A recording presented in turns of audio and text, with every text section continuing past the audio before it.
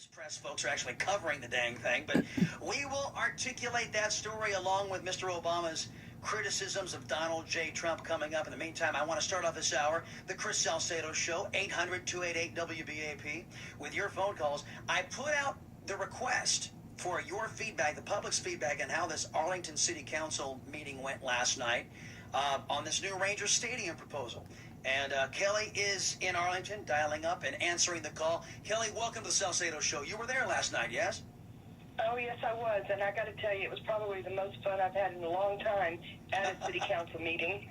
Really? Okay. Well, why was it so fun? Well, I'm with a group called Citizens for Better Arlington.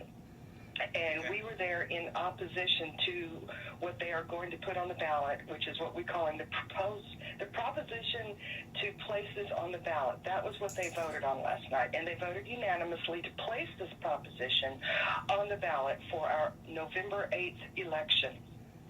Now, what I'm going to give you an exclusive, Chris, to keep the Rangers campaign is pushing two different slogans, that are in complete violation of state law. And I'm going to just kind of briefly go over them. Number one, the biggest deception is that they are claiming the Rangers are going to leave if we vote no, whereby the Rangers have not made a public statement to that effect at all. Moreover, the Rangers have heavily invested in a recent project called Texas Live, where the city is putting in $50 million and they're putting in the rest. And by law, they can't leave for another 8 years on their current lease. So 8 years, we're going to still have the Rangers. There's plenty of time to work a better deal. I see. So and you don't like this deal and reporting like by the folks at WFAA that show that the taxpayers are really on the hook for more than is being revealed is what has you concerned, yes? That's part of the concern, yes, absolutely. But the Keep the Rangers slogan is completely misleading. People think that they're going to leave if we vote no, and that's not the case. So that's one thing. Number two is the quote, no new taxes, which is written all over their campaign material, including these big, ginormous billboards along I-30. The ballot language, however, paints a completely different story.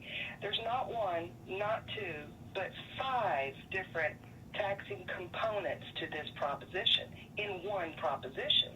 It's an all or nothing vote. We have to vote for it or we vote against it. Obviously, I'm urging people to vote against it because the fact that that's a no new taxes slogan, I'm going to lead you right into the exclusive that I've got for you, and that is that they are in direct violation to the same statute that they're citing in the very beginning of their proposition language, and that's Local Government Code Section 334.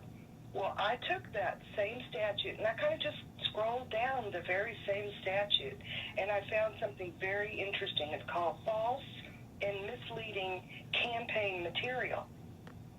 So what Citizens for Better Arlington will be doing very quickly is filing a complaint with the Texas Ethics Commission, because this is completely misleading. And so you're alleging the entire campaign for this Keep the Rangers campaign is based on false and misleading terminology, literature, and advertising that is in violation of the very same code that they are using to push this through. Bingo. Okay. And so, all right. Well, Kelly, would you do me a favor? Would you do? Yes, can you keep the show up to date on your efforts? And we've got invitations out to Arlington City Hall to get the mayor back on to talk more about this in light of what WFAA has uncovered, and just keep us posted as to what's going on. Will you do that? Oh, I'd be happy to. Thank you, Chris, very much. Thank you, lady. I appreciate that.